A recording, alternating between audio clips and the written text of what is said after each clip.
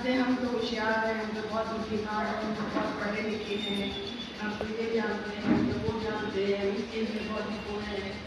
क्योंकि यदि हमने अपने आप को ही नहीं जाना, ईश्वर को ही नहीं जाना, अपने मैं हूँ कौन यही नहीं जाना, अपने आप को पहचाना नहीं, तो फिर हमने कुछ भी नहीं जाना, हमें कहाँ चतुर है। संसार में आए तो थे लीला जन्म लेकर के, लेकिन थोड़ी बस कमा के चले गए। जीवन तो यूं ही बिता के चले गए, जीवन का कुछ अर्थ ही नहीं समझा। जीवन में जीव से शिव बनना था, उस शिव भाव को ही नहीं जाना, तो फिर चतुर कहाँ हुए? फिर तो यूं ही जीवन बिता के चले गए। तो फिर चतुर्भुज अगर जान लिया, चतुर्भुज को जानने के लिए हम सतगुरु के दरबार में आए हैं ना, नहीं तो क्यों आते? यहाँ आए हैं चतुर्भुज को जानने के लिए। और जब चतुर्भुज को जान लेंगे तो सच में हमारी चार भुजाएं अपने आप हो जाएंगी, हम सारे काम दुनिया के भी कर लेंगे और अपना परिवार भी संभाल लेंगे। ऐसा जीवन हमें सतगुरु बनाना है। और चार के बाद सुनते सुनते मन में वो वाली वाणी भी भूल गई, जब सुना हमने कि शंख चक्र गदा पद्मधारी, कि सतगुरु कहते कि ये शंख चक्र गदा पद्मधारी बजा शंख की मोह निद्रा दूर हो जाए। सदगुरु से एकदम प्रार्थना कर सकते हैं ना कि भाई तुम शंख चक्र पद्मधारी हो, क्योंकि वही एक जो ईश्वर शंख चक्र पद्म गदाधारी है, वही तो नर रूप में सदगुरु बनकर के हमारे सम्मुख आया है। और हम उससे प्रार्थना कर रहे हैं कि सदगुरु ने प्रार्थना करना भी हमें सिखाए कि कैसे प्रार्थना करें। ये तो हमने रूप चित्र में बना लिया, उसकी पूजा कर रहे हैं, समझ ही नहीं पाते कि इसके पीछे क्या रहस्य छिपा हुआ है। तो जब भक्तों की प्रार्थना सुनते हैं तो हम समझ पाते कि ऐसी प्रार्थनाएं भी हो सकती है कि हम उनसे प्रार्थना करें कि हमारी मोह निद्रा चुरा दो, ऐसा शंख बजाओ पानी का, ऐसी वाणी सुनाओ हमें कि हमारे जीवन से हमारी जो मोह की भावना है, ये मेरा बेटा, ये मेरा पति, ये मेरा बच्चा, ये मेरा मेरा मेरा मेरा करते करते हमने अपना सारा जीवन खत्म कर दिया। तेरा तेरा कहना ही नहीं आया हमें। तो मोह की निद्रा से छुड़ाने के लिए हम शंख से प्रार्थना करते हैं, ये शंख चक्रधारी मेरी मोह निद्रा, ऐसा शंख बजाओ कि मेरी मोह की निद्रा दूर हो जाए। और दूसरा क्या है? शंख चक्र, जो सुदर्शन चक्रधारी है, कि चलाओ ऐसा चक्र कि संशय छिन्न भी हो। हमारे मन में सदगुरु के प्रति भी संशय आ जाता है, तो हमारे जैसे ही जन्म लेने वाला है, ये तो हमारे जैसे खाने पीने वाला है, इसने तो वस्त्र भी वैसे ही सुंदर सुंदर पहने हुए हैं, ये तो परफ्यूम भी लगाते हैं, ये तो जर्दा भी खाते हैं, ये तो पान भी खाते हैं, ये तो इनमें और हमारे में क्या फर्क है? बहुत से लोगों को संशय हो जाता है कि ये तो वैसे ही पुरुष है इनमें, लेकिन भाव का अंतर है ना, उनके भीतर जो भाव जागा हुआ है वो अंतर है हमारे भीतर में, उनका हम सबके मन का संशय मिट जाए। इसके लिए भी हम भगवान से प्रार्थना करते हैं, गुरु से प्रार्थना करते हैं कि हमारे भीतर जो भ्रम है, जो बोलते हैं कि अभी हमने भ्रम की बात सुनी कि रंग राम में भी भ्रम दूर हो। भ्रम कब दूर होगा? जब हम भ्रम लेंगे, राम में रहेंगे, सतगुरु के भाव में रहेंगे, वही जो चिंतन मनन निधिध्यासन की बात सुनते हैं, तो उसमें जब रमेंगे तो हमारा जीवन होगा। जो हम तो सुनते कि जो राम में रमा उसी का जीवन सफल, नहीं करने तो आते हैं अन्य दसते हैं, प्राणी भी दसते हैं, ऐसा जीवन तो हमको नहीं बिताना। तो कह रहे हैं सदगुरु से कि ऐसा चक्र चलाओ कि हमारे संशय जो है भीतर में, जितने भी भ्रम है, संदेह है, हमारे मन की बुद्धि को भ्रांति है हमारे भीतर, उसको दूर कर। ऐसे तो मैं आज सुबह दुर्गा सप्तशती के पाठ में ये भी पढ़ रही थी, या देवी सर्वभूतेषु भ्रांति रूपेण संस्थिता नमस्तस्यै नमस्तस्यै नमो नमः। तो मैं थोड़ी कंफ्यूज थी कि भ्रांति क्यों आ रहा है इसमें? शांति ठीक है, एक जगह शांति भी है, तो कोई समझ के बताना जिसको समझ में आए कि भ्रांति और शांति की भी हमको कामना करते थे। भूख है, नींद है, वो तो उसके लिए भी बोला है कि भूख के लिए भी क्षुधा रूप है संस्कृता और निद्रा रूप है संस्कृता, वो तो ठीक है, भूख की भी जरूरत है प्राणी को, नींद की भी जरूरत है, लेकिन भ्रांति और शांति की कोई जरूरत नहीं है, ये हमें समझ में आना चाहिए। और दूसरा है कि हम प्रार्थना करते हैं कि चलाओ चक्र, गदा उठाओ गदा कि विकार पलायन कर जाओ।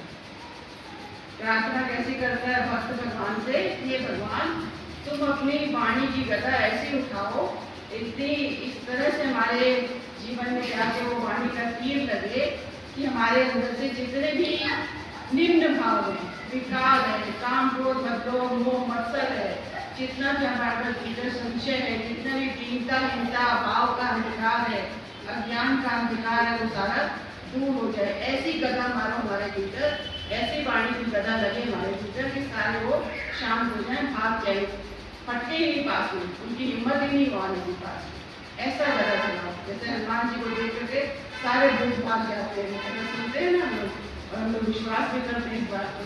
वैसे ही गदा ऐसी पड़े वाणी की, सारे भूत भाग जाए, सारे विकारों के भूत भाग जाए, सारे हमारे से दूर रहे। मतलब जैसे ज्ञान का दिया जल जाता है तो फिर अंधकार तो पास में नहीं आता, वैसा जीवन संत बना कर। और क्या रह गया? गदा पद्मधारी, और हृदय को इतना पद्म के जैसे, कमल के जैसे खिला दो, हमारे हृदय को इतना सुंदर बना दो, इतना निर्मल पवित्र बना दो, जैसे कमल के पत्ते एकदम पवित्र होते हैं, उनके बारे पानी की बूंद तक नहीं ठहरती, मैं तो दूर की बात है, ठहरेगा ही नहीं। ऐसा हमारा जीवन बने कि हम अपने हृदय कमल को आपके चरणों में चढ़ा सके, योग्य बना सके। स्वदेश जी आप थोड़ा आगे आ जाओ, स्वदेश जी को सुन लेगा, वहाँ पे दूर बैठी है ना, सुन नहीं रहा है, तो वो एकदम ऐसे करे कि सुने मुझे, और वो भी पीछे बैठी है, उन्हें सुन लेगा। और मन में एक बातें सब चल रही थी, जो सुनते हैं उसी से भाव दूसरा बनने लग जाता है। जो भक्त भगवान में कोई अंतर नहीं होता। दीदी जी का जन्मदिन, और दीदी जी के लिए मन में यही आ रहा था कि इससे हम लोग होता है कि माँ एक बच्चे को जन्म देती है, तो बच्चे को जन्म देती है तो माँ का भी जन्म होता है। उसके पहले तो वो माँ नहीं होती ना, पहले बच्चे को जन्म देती तो वो माँ होती है, तो माँ का जन्म होता है। वैसे ही दीदी जी ने सदगुरु को पहचाना, सबसे पहली शिष्या दीदी जी हैं गुरुदेव की। दीदी जी ने उनको पहचाना तो समझ लें कि नंदलाल से वो आनंद बन गए, वो गुरुदेव बन गए, वो हम सबके पिता बन गए, वो हम सबको मार्गदर्शक बन गए, वो हमारे सबके लिए भगवान बन गए। उसके पहले तो वो साधारण जैसे सब विद्वान होते हैं, पंडित होते हैं, अपना कथा सुनाते हैं, इतना ही था कि स्वयं गुरुदेव भी अपने आप को नहीं जान पा रहे थे कि मेरे अंदर इतना भाव छिपा हुआ है। और बालक का जन्म होता है तो माँ होती है, तो भगवान होगा तो भक्त होगा, भक्त होगा तो भगवान होगा, तो दोनों एक दूसरे के पूरक है, एक दूसरे के लिए है, एक दूसरे के बिना कोई दोनों ही अधूरे है, दोनों का अस्तित्व नहीं है। इसलिए दीदी जी की महानता उतनी ही है जितनी की गुरुदेव की है, जितनी की बाबा जी की है, जितनी की हम सबके लिए राजमा की है, क्योंकि अपने राजमा ने दिखाया। और मैं अपने आप को बहुत सौभाग्यशाली समझती हूँ कि दीदी जी के बहुत बार दर्शन करने को मिले, दिल्ली की घर पे भी आई, उनके घर भी मुझे जाने का अवसर मिला, और बहुत प्यार मिला उनसे, बहुत ज़्यादा प्यार मिला कि इस बात को जो गुरुदेव की कही हुई बात है कि भाई संत की पहचान तब होती है कि उसके पास जाते ही आपको मन में शांति का मिले। और ये मैंने अनुभव किया। मैं माँ से भी ज़्यादा कहूँगी कि दीदी जी के पास जब भी मैं जाती थी मेरा मन कुछ विशेष रूप से शांत हो जाता था, और मुझे बहुत अच्छा लगता है। जैसे सोचते ना वो कुछ भी ना बोले तो भी लगता था कि उनका इसमें टपक रहा है, चाहे वो कुछ भी ना आंखों से दिखा रही है, ना मुँह से बोल रही है, कुछ भी नहीं कर रही है, शांत से बैठी है, तो भी समीपता में भी बहुत आनंद था। इस बात का अनुभव मिला है, और वो बात बहुत गहरे तक अंदर में स्पर्श किए से बहुत आराम से कह पाते हैं इस बात को। कोई मतलब ये नहीं लगता कि शोक्ति है कि कोई बना के बोल रहे हैं, कुछ इसको अनुभव किया है। गुरुदेव के पास जाने का भी अवसर मिला, माँ के पास बहुत बार बैठने का अवसर मिला, और बहुत ज़्यादा अच्छा लगता था, क्योंकि उससे भी ज़्यादा गहरी अनुभूति जो है भीतर को स्पर्श करने वाली, वो भी मेरे साथ अनुभव की। जब उनके घर जाती थी तो उनके समीपता मात्र से बहुत अच्छा लगता था। कितनी उनको खांसी तेज चल रही है, लेकिन वो चाहती थी कोई मेरे पास आया है तो उसको मैं तृप्त करके भेजूँ, कुछ ऐसा सुना के भेजूँ, कुछ ऐसा बता के भेजूँ, कुछ ऐसा भाव दूँ जिससे कि ये तृप्त होते जाए, प्रसन्न होकर के जाए, अंदर से उसकी दिशा शांत होती जाए, ऐसा मन में लगता है। और समय हो गया, बहुत सारी बातें सोच के आई, लेकिन होता नहीं है इतना। और खाली हवन के बारे में 2 शब्द बोलते हैं जो दीदी जी ने बताए। आज हवन वरण करेगा, हम लोग चाहते हैं हवन हो जाए, बहुत हवन की बातें करें। दीदी जी ने हवन के बारे में एक बात बोली कि हवन का मतलब होता है बांट कर खाना। हम लोग बच्चों को तो सिखाते हैं बांट के खाओ, लेकिन जब हमारे पास दफन हो जाता है तो हम बांटना भूल जाते हैं, संचय में लगता है। संचय की प्रवृत्ति हमारी बहुत प्रबल रहती है, ज़्यादा से ज़्यादा हम रख लें देते हैं, जबकि शास्त्र में कहा गया 10वां भाग देना चाहिए। और हवन भी कर लेते तो ऊपरी तौर से स्थूल कर लेते हैं। तो कह रहे हैं हवन का मतलब होता है बांट के खाना। हम कैसे बांट कर खाएं? यज्ञ से बढ़कर बांट कर खाने का तरीका कोई नहीं, यज्ञ से बढ़िया कोई हो ही नहीं सकता। विज्ञान के अनुसार कोई भी पदार्थ कभी खत्म नहीं होता।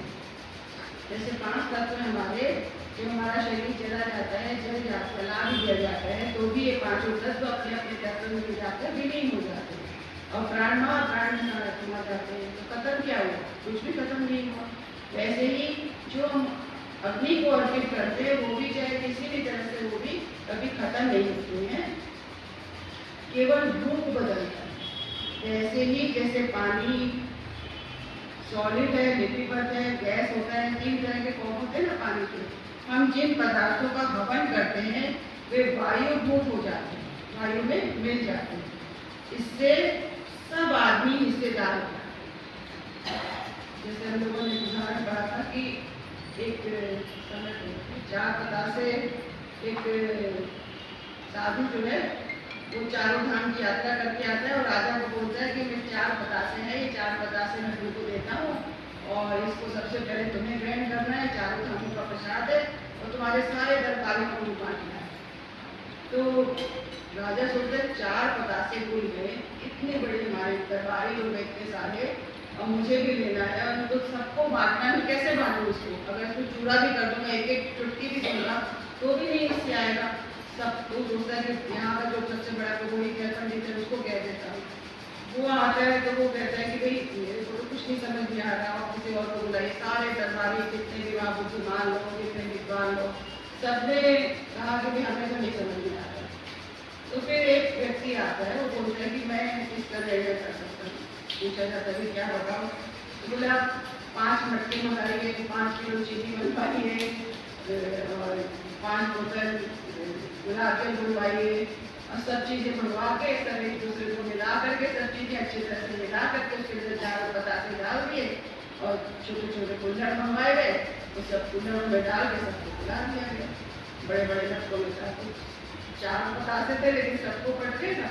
वैसे ही कितना भी अभी भी यज्ञ किया गया है तो पूरा वायु मतलब वायु तो कहीं से कहीं पूरे विश्व तक फैल रही है, एक ही तो है, तो सब जगह सबको मिल गए ना वायु का यज्ञ का फल मिल गया। तो यज्ञ ने बांट दिया ना सबको। तो कहते ना कबीरदास को कहा कि भाई 4 आने में कुछ ऐसा करो, 1 रुपये में कुछ ऐसा करो जिससे कि सारे कल्चर और कल्चर सब तृप्त हो जाए। उन्होंने यज्ञ किया, यज्ञ की वायु से सब निरोगी हो गए, सबको लाभ मिल गया। वैसा ही जीवन यज्ञ जो करता है मानसिक रूप से भी करता है, खाली स्थूल ही नहीं करता, उसका भाव जो भाव से भी करता है, उसकी भावना का असर रहता है। तो बोले सारा जो पदार्थ है वो वायुभूत हो जाते हैं, इससे सब आदमी हिस्सेदार हो जाते हैं, हर आदमी को खाने के काम में आ जाती है। हर जानवर, ऋषि मुनि, संत, दुनिया के सारे लोग जो है ना इससे लाभान्वित होते हैं। तो यज्ञ जो है पूरा एक ब्रह्म भोज के जैसा हो गया, हमने सबको भोज करा दिया। आप सारे देवताओं को, संतों को सबने हवा में फैल गया, सबके पास पहुँच गया। तो हवा नाक में घुसेगी तो उसे उसमें भी यज्ञ का घी मिला हुआ होगा। तो करोड़ों 84 लाख 33 करोड़ देवी देवता 84 जो जीव जंतु योनि है, उन सबको यज्ञ का प्रसाद मिल गया। तो आज हम यही समझे कि यज्ञ करना कितना बड़ा काम है और इसी तरह से हमें मानसिक यज्ञ करना है कि हमारे जीवन में भीतर जो भावना चलती है वो हमारे तक ही नहीं रहती है, हमारे आसपास ही नहीं रहती है, वो भावना संपूर्ण विश्व में काम करती है। हम संपूर्ण विश्व की शांति की कामना करते हैं, इसीलिए हम लोग सर्वभौम की कामना करते हैं।